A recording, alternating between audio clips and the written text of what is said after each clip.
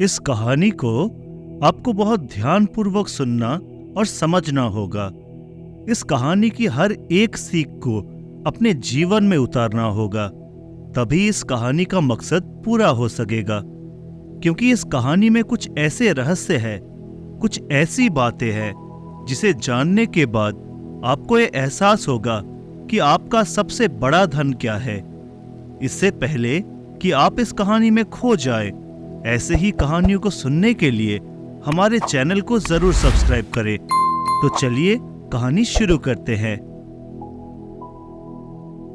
दोस्तों, इस दुनिया में ताकतवर को ही किस्मत की यहाँ जगह मिलती है, कमजोर की यहाँ कोई जगह नहीं। ये बात आपने सुनी ही होगी, और इस बात को भी आप बहुत अच्छे से जानते होंगे कि पुराने जमाने में जो लोग हुआ करते थे वो आज के जमाने के इंसानों से कहीं ज्यादा ताकतवर थे। और ऐसा इसलिए है क्योंकि वे लोग अच्छे से जीने के लिए खाना खाते थे, और आजकल के लोग सिर्फ जीभ के स्वाद के लिए ही खाना खाते हैं। आप एक और तथ्य से वाकिफ होंगे कि एक रोटी से 10 गुना ज्यादा ताकत आटे में होती है, आटे से 10 गुना अधिक ताकत दूध में होती है, और दूध से 8 गुना अधिक ताकतवर मांस में होता है, और मांस आहार से 10 गुना ज्यादा ताकतवर घी होता है।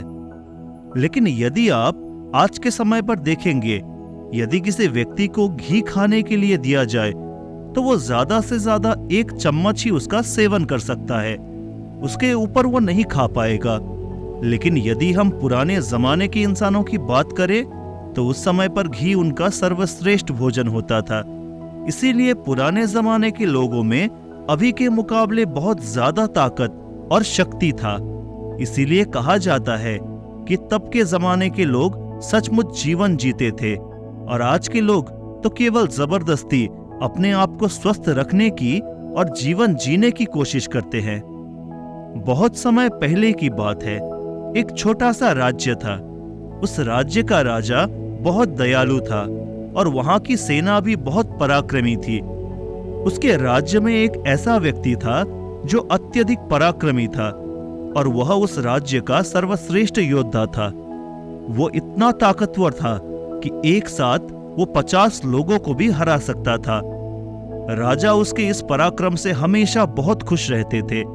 जब भी उससे कोई युद्ध करने जाता तो वो पहले 100 बार सोचा करता कि क्या उससे युद्ध करना आसान है, क्या उसे हराना आसान है। हर कोई जानता था कि वो बहुत शूरवीर है, बहुत ताकतवर है, इसीलिए उसे हराना लगभग असंभव था। वह अपने राजा के लिए हमेशा तत्पर रहता, अपने राज्य के राजा के लिए, अपनी प्रजा के लिए जो कुछ अच्छा होता वो उसे अवश्य करता।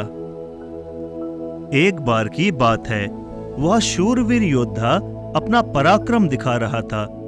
उसी वक्त उसके दोनों पुत्र वहां पर आए हुए थे। राजा ने उसके दोनों पुत्रों को देखा, और राजा के मन में ये लालसा जगी कि आने वाले समय में हमारे राज्य के लिए इनमें से सर्वश्रेष्ठ योद्धा कौन होगा, हमारे राज्य के लिए योग्य कौन होगा। ये बात जब उस योद्धा के कानों में पड़ी तो वो अत्यधिक चिंतित हो गया। उस योद्धा के 2 पुत्र थे। जो बड़ा वाला बेटा था वो हर चीज का हुनर सीख चुका था, फिर चाहे वो तलवारबाजी हो, लोगों से बोलना हो, आग से खेलना, हर तरह की चालबाजी से वो संपूर्ण था। उसे जो कुछ भी सिखाया जाता वो उसे सीखने में निपुण था। वो बहुत जल्द उस विद्या को, उस कला को सीख जाता था। हर कोई यही कहता कि अगला योद्धा यही होगा, यही हमारे राज्य के लिए सर्वश्रेष्ठ योद्धा बन सकता है। लेकिन जो छोटा बेटा था वो बहुत कमजोर था। उसे कोई भी चीज सीखने में अत्यधिक समय लगता था। उसे देखकर कोई भी ये नहीं कहता था कि वह कभी योद्धा बन सकेगा। उसे उसके पिता ने बहुत कुछ सिखाने का प्रयास किया, लेकिन वो कभी भी कुछ नहीं सीख पाया। ना ही वह अच्छी तलवारबाजी कर पाता था, ना ही उसे एक योद्धा की तरह जीना आता था। वो हमेशा आलसियों की तरह पड़ा रहता। जब भी वो योद्धा अपने दोनों पुत्रों को एक साथ देखता तो उसे बहुत चिंता होती, उसे बहुत तकलीफ होती, क्योंकि वो अपने दोनों पुत्रों को एक समान बनाना चाहता था। वो अपने दोनों पुत्रों में कोई फर्क नहीं समझता था, लेकिन जब भी कोई ये कहता कि बड़ा पुत्र अत्यधिक बलवान है, शूरवीर है, वो एक योद्धा जरूर बनेगा, और जब वहीं पर छोटे बच्चे के लिए कोई कहता ये तो कमजोर है, आलसी है, ये भला क्या कर पाएगा, ये सब सुन उस योद्धा को बहुत तकलीफ होती, बहुत दुख होता। लेकिन वो योद्धा ये जानता था कि इसमें उसके छोटे बेटे की कोई गलती नहीं है। उसका व्यवहार दूसरों से अलग है और ये दूसरों से थोड़ा कमजोर है, लेकिन इसकी कुछ बातों पर ध्यान रखना होगा, तभी ये दूसरों के जैसा पराक्रमी बन सकता है, दूसरों जैसा तलवारबाज बन सकता है, दूसरों जैसा सर्वश्रेष्ठ योद्धा भी बन सकता है। इस बात का ध्यान रखते हुए वो योद्धा अपने उस बेटे को लेकर एक गुरु के पास पहुंचा। ये वही आश्रम था जहां उस योद्धा ने भी शिक्षा ग्रहण की थी।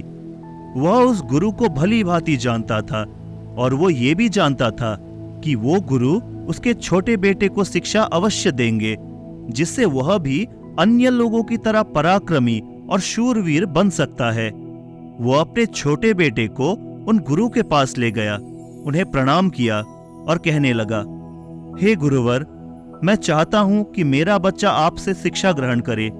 ये थोड़ा आलसी है, थोड़ा कमजोर है और ये कभी कुछ सीखना ही नहीं चाहता, जबकि मेरा बड़ा बेटा बहुत साहसी है, शूरवीर है, ताकतवर है, पराक्रमी है और इस राज्य को ऐसे ही लोगों की आवश्यकता है।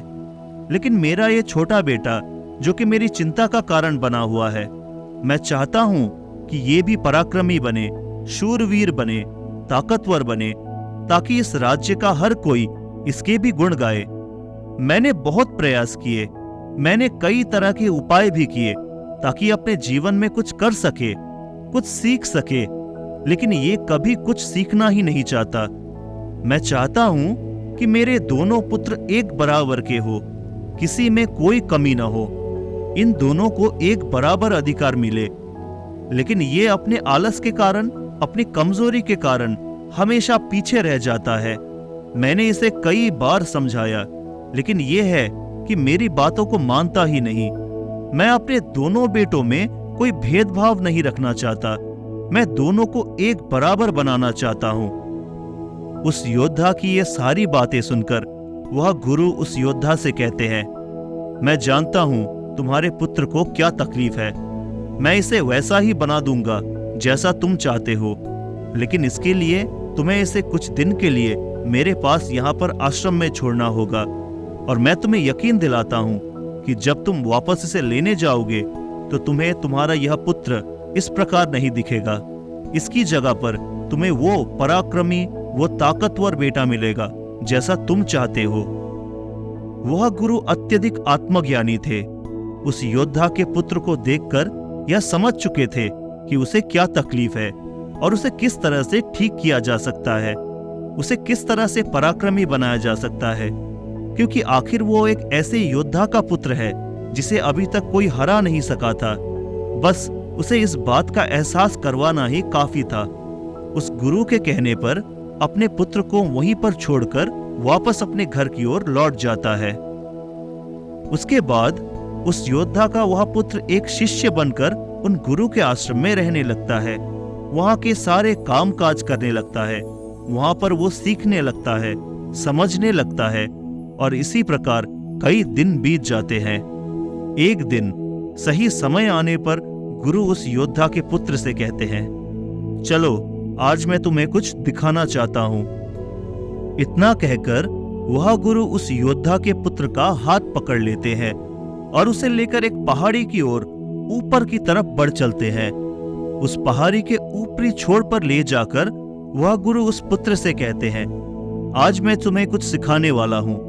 पुत्र, तुम्हें ध्यान से सीखना होगा, क्योंकि यदि तुमने आज ये बात नहीं सीखी तो तुम अपने जीवन भर कुछ नहीं कर पाओगे, कुछ नहीं सीख पाओगे और हमेशा लोग तुम्हें कमजोर और असहाय समझेंगे और उसी दृष्टि से तुम्हें देखा जाएगा।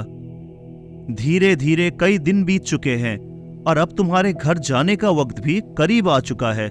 इसीलिए आज मैं तुम्हें यहां पर लेकर आया हूं ताकि मैं तुम्हें सिखा सकूं, ये समझा सकूं कि तुम इस धरती पर क्यों आए हो तुम्हारे आने का क्या कारण है? इतना कहकर वो गुरु उस पुत्र को ऊपर की ओर इशारा करते हुए कहते हैं, ऊपर ध्यान से देखो उस चील को। उस चील ने अपने पंजों में अपना नवजात शिशु रखा हुआ है। वह चील ऊपर की ओर बढ़ती चली जा रही थी, इतनी ऊंची कि बादलों को चीरकर ऊपर बढ़ती ही चली जाती है, और वहां पर जाकर वह अपने बच्चे को छोड़ देती है। बच्चा डर गया। उसे यह समझ नहीं आ रहा था कि आखिर चील ने अपने ही बच्चे को इस तरह से नीचे क्यों फेंक दिया। गुरु और शिष्य दोनों इस दृश्य को बड़े ही ध्यानपूर्वक देख रहे थे। जैसे ही उस चील ने अपने उस बच्चे को नीचे की ओर छोड़ा, वो बच्चा तेजी से एक पत्थर की भांति नीचे की ओर गिरता चला जा रहा था। और वह जब तेजी से नीचे आने लगा तो उसने कई बार कोशिश की, कई बार प्रयास किए कि वो अपने पंखों को खोल सके, फड़फड़ा सके, वह भी उड़ सके, लेकिन उसके कई अथक प्रयास के बाद भी उसके पंख नहीं खुल पा रहे थे और वह एक पत्थर की भांति तेजी से नीचे गिरता चला जा रहा था। जैसे जैसे वो नीचे गिरता जा रहा था, उसकी मां भी ठीक उसके पीछे ही थी। उसने ऊपर से अपने पंजे में फिर एक बार अपने उस बच्चे को पकड़ लिया। एक बार फिर वो चील अपने उस बच्चे को लेकर आकाश में ऊपर ऊंचाई की तरफ बढ़ती चली जाती है, और फिर से वो ऊंचाई पर जाकर अपने बच्चे को ठीक उसी प्रकार छोड़ देती है। ये देखकर उस बच्चे को कुछ समझ नहीं आ रहा था कि आखिर ये चील अपने बच्चे के साथ ऐसा क्यों कर रही है। यदि उसके बच्चे को कुछ हो गया तो फिर क्या होगा। चील लगातार इस प्रक्रिया को दोहरा रही थी। गुरु अपने शिष्य का हाथ पकड़ते हुए एक पेड़ की ओर आगे बढ़े, जहां पर एक दूसरी पक्षी रहा करती थी, और उस जगह को दिखाते हुए वह गुरु उस पुत्र से कहते हैं, इस जगह को ध्यान से देख लो। यहां ये चिड़िया घोंसला बना के रहती है। तुमने एक बात गौर की, इस पेड़ पर तुम्हें अनेकों फूल देखने को मिल रहे होंगे, लेकिन जहां पर ये चील और इसका बच्चा रहता है वहां पर तुम्हें एक भी फूल नजर नहीं आएंगे, क्योंकि फूल बड़े ही कोमल होते हैं। वह चील चाहती तो इन फूलों को अपने साथ जहां पर रहती है उसे रख सकती थी, लेकिन वह जानती है कि फूलों में रहकर उसका बच्चा केवल एक सामान्य पक्षी बनेगा, लेकिन जब वह कांटों वाले घोंसले में रहेगा तभी एक चील बन पाएगा। और एक चील के बच्चे को हर तरह की यातनाएं बचपन से ही सहनी पड़ती है, ताकि वो अन्य पक्षियों की तरह कोमल न बने, क्योंकि वह एक चील का पुत्र है और उसे चील की तरह अपना जीवन व्यतीत करना है। यदि वो बाकी पक्षियों की तरह बनेगा तो उसमें चील वाले वो स्वभाव नहीं होंगे और न ही उसे कोई चील का पुत्र कह सकेगा। ठीक इसी प्रकार तुम भी एक शूरवीर योद्धा के पुत्र हो। यदि तुम चाहो तो अन्य लोगों की तरह अपना जीवन व्यतीत कर सकते हो। तुम फूलों का आनंद ले सकते हो, लेकिन तुम एक योद्धा के पुत्र हो, इसीलिए तुम्हें भी कांटों की राहों पर चलना ही होगा। इन कांटों की राह पर चलकर ही तुम अपने आप को मजबूत बना पाओगे, अपने आप को शूरवीर और पराक्रमी बना सकोगे। ठीक वैसा ही ये चील भी कर रही है। वह भी अपने पुत्र को पराक्रमी और शूरवीर बना रही है। वो अपने बच्चे को उड़ान भरना सिखा रही है। वो बार बार जाकर अपने बच्चे को इसीलिए नीचे पटक रही है ताकि उसका बच्चा खुद ब खुद उड़ान भरना सीख ले। जब भी चील किसी को जन्म देती है तो वो हर बार उसे वही सिखाना चाहती है जो उसने सीखा है। वह एक चील होने का उसे एहसास कराना चाहती है, किंतु यदि वही किसी और पक्षी के घर पर जन्म लेता तो उसे हर तरह की यातनाएं न सहनी पड़ती। उसे इस तरह से किसी भी क्रिया से न गुजरना पड़ता। वो फूलों के घोंसले में रह सकता था, वो फूलों में पैदा होता और फूलों में ही खत्म हो जाता। लेकिन चील के बच्चे का एक नियम होता है, एक नियति होती है कि नियति उसे तभी जिंदा रखेगी जब वो पराक्रमी होगा, शूरवीर होगा, और उसे वो सारे हुनर, वो सारे पराक्रम सीखने ही होंगे। ठीक उसी प्रकार तुम भी एक शूरवीर योद्धा के पुत्र हो, एक पराक्रमी योद्धा के पुत्र हो। इसीलिए तुम्हें भी वो हर हुनर सीखना ही पड़ेगा, या फिर अन्य पक्षियों की तरह तुम भी अपने जीवन में कुछ नहीं कर पाओगे। तुम भी एक दिन फूलों में जीकर फूलों में ही मर जाओगे। ये सब देखकर वो पुत्र उन गुरु के चरणों में गिर पड़ा उन्हें प्रणाम किया और कहने लगा, हे गुरुदेव, मुझे अपनी गलती का एहसास हो चुका है। मुझे ये पता चल चुका है कि मैं एक शूरवीर योद्धा का पुत्र हूं और मुझे अपना जीवन इसी तरह से जीना है। मुझे हर हुनर को सीखना ही होगा। इतना कहकर वो गुरु और शिष्य वापस आश्रम की ओर लौट जाते हैं। वहां पहुंचने के बाद वह गुरु अपने उस शिष्य से कहते हैं, मैं तुम्हें कुछ ऐसी बातें बताने जा रहा हूं जिससे तुम्हें अपने जीवन में उतारना ही होगा। जो कुछ तुमने अभी उस चील से सीखा है वो तुम्हारे लिए एक ऐसी सीख है जिसे तुम्हें कभी नहीं भूलना चाहिए। लेकिन तुम एक चील नहीं हो और चील की बच्चे की तरह तुम इन ज्ञान को भी अर्जित नहीं कर सकते। आखिर तुम एक इंसान हो और तुम्हें इंसानों की तरह ही अपने शरीर को बनाना होगा। आज मैं तुम्हें कुछ बातें बताने जा रहा हूं जो तुम्हें अपने घर जाकर करनी होगी, जिससे तुम एक पराक्रमी योद्धा बन सकोगे और अपने शरीर को स्वस्थ रख पाओगे। क्योंकि एक शूरवीर हमेशा अपने शरीर का ध्यान रखता है। वो हमेशा अपने शरीर को चुस्तीला और फुर्तीला बनाए रखता है, जिसके कारण वो कभी बीमार नहीं पड़ता। तुम्हें भी इस बात का ध्यान रखना होगा। तुम्हें सुबह जल्दी उठना होगा। 6 से 8 घंटे की नींद तुम्हारे लिए महत्वपूर्ण है। इससे ज्यादा कभी मत सोना। सुबह जल्दी उठकर अपना जो हुनर है उसका अभ्यास करना। जिस प्रकार तुम्हारे पिता एक योद्धा है पर सुबह उठकर अपने सभी हुनरों का अभ्यास करते हैं, ठीक उसी प्रकार तुम्हें भी सुबह उठकर अपने सभी हुनर का अभ्यास करना होगा। योग प्राणायाम करना होगा, जिससे तुम्हारा शरीर पूरी तरह से स्वस्थ होगा।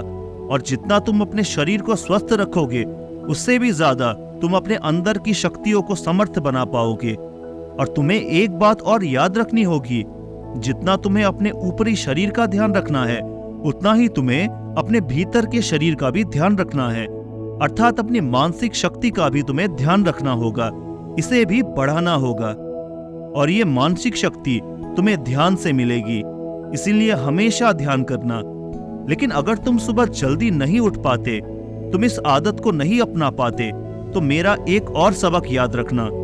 जिस दिन तुम उठने में लेट हो जाओ, अर्थात जितना समय तुम देरी से उठो, अपने शरीर पर उतने ही कोड़े मरवाना। जब तुम ये क्रिया 4 से 5 दिन करोगे तो तुम खुद ही अपने आप में वो बदलाव देख पाओगे और तुम अपने आप ही अपने समय पर उठना शुरू कर पाओगे। दूसरी बात जो तुम्हें हमेशा ध्यान रखनी है कि तुम्हें हमेशा स्वादिष्ट और स्वस्थ खाना ही खाना है। ऐसी चीजों को कभी मत खाना जो तुम्हारे शरीर को नुकसान पहुंचाती है। हमेशा तुम स्वस्थ खाना ही खाना, जैसे हरी सब्जियां, फल, दूध, दही। तुम भोजन अपने शरीर के लिए करना, न कि अपनी जीभ के लिए और उसके स्वाद के लिए। अगली बात वो गुरु अपने शिष्य से कहते हैं कि जब भी तुम्हारे मन में कोई चिंता हो, कोई ऐसा विषय हो जिसे लेकर तुम बहुत चिंतित हो, तो ऐसी बात अपने घर परिवार में अवश्य बताना। यदि तुम इन बातों को अपने मन में रखते हो तो ये बातें तुम्हें मन ही मन कमजोर बनाती चली जाएगी। ये चिंता तुम्हें अंदर ही अंदर खाती चली जाएगी और तुम खोखले होते चले जाओगे। और याद रखना, जब हमारा मन बीमार पड़ता है तो वो हमारे शरीर को भी बीमार कर देता है। इसीलिए कोई भी बात हो कभी छुपाकर मत रखना। हर बात अपने घर वालों और अपने परिवार को अवश्य बताना। आगे वह गुरु अपने शिष्य से कहते हैं, हमेशा सकारात्मक सोच रखना। कभी भी नकारात्मक विचार अपने दिमाग में आने मत देना। सबके जीवन में उतार चढ़ाव तो आते ही रहते हैं। सभी के जीवन में सुख और दुख लगा ही रहता है, कभी अच्छा तो कभी बुरा। जीवन इसी प्रकार चलता है। तुम्हारे जीवन में समय चाहे कैसा भी क्यों ना आए, लेकिन तुम्हें हमेशा एक सकारात्मक सोच ही अपनानी है, जिससे तुम अपने जीवन में आने वाली कठिन से कठिन परिस्थितियों का भी हंसते हुए सामना कर पाओगे। अगली बात जो तुम्हें याद रखनी चाहिए कि तुम्हें हमेशा मुस्कुराते रहना है, क्योंकि एक योद्धा यदि चिंतित हो तो उसका राज्य भी चिंतित हो सकता है। और तुम्हारी मुस्कुराहट से ही सबको ताकत मिलती है। तुम एक शूरवीर योद्धा के पुत्र हो। तुम्हारी हंसी तुम्हारे चेहरे से अलग नहीं होनी चाहिए। तुम्हारा मुस्कुराते रहना ही तुम्हारे और तुम्हारे राज्य के लिए उचित है, और ये तुम्हारे राज्य को एक सकारात्मक ऊर्जा प्रदान करता है। गुरु अपने उस शिष्य को आखिरी सीख देते हुए कहते हैं, हमेशा अपने जीवन में दान पुण्य करते रहना। तुमने देखा होगा कि राजा महाराजा ऐसे होते हैं कि दान के समय पर उनसे जो मांगा जाए वो सब देने के लिए तैयार हो जाते हैं। दान पुण्य करना अत्यधिक जरूरी है, और ऐसा नहीं कि दान में तुम केवल धन ही दो, तुम किसी की मदद भी कर सकते हो। इसीलिए दान पुण्य के समय पर तुम्हें कभी पीछे नहीं हटना चाहिए। जब हम दान करते हैं तो हमारे मन में एक अजीब सी खुशी महसूस होती है। हमारा मन बहुत खुश होता है, और ये खुशी हमारे शरीर को और भी ज्यादा मजबूत बनाती है। लोगों में ये गलत धारणा है कि जब हम दान करते हैं तो हमारी संपत्ति घटती है, लेकिन ऐसा नहीं है। जब हम दान करते हैं तो इससे हमारी संपत्ति घटती नहीं बल्कि बढ़ती चली जाती है।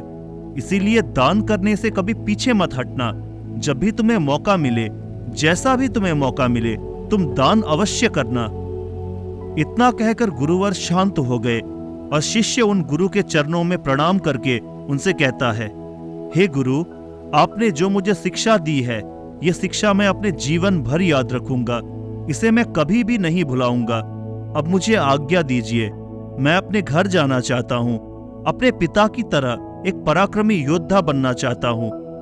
इतना कहकर वह शांत हो जाता है, और गुरु उसे आशीर्वाद देते हुए उस शिष्य को उसके घर जाने के लिए आज्ञा प्रदान करते हैं। तो दोस्तों, उम्मीद है कि आपने आज की इस कहानी से जरूर कुछ न कुछ सीखा होगा। तो आज की इस कहानी में आपने जो कुछ भी सीखा है, आप उसे अपने जीवन में जरूर उतारने की कोशिश करें, क्योंकि ये बातें आपका जीवन बदल कर रख देगी। और अगर आपको ये कहानी पसंद आई हो तो इसे जरूर लाइक करें, शेयर करें, और हमारे चैनल को सब्सक्राइब करना बिल्कुल न भूलें। तो मिलते हैं अगली कहानी के साथ। तब तक के लिए नमो बुद्धाय।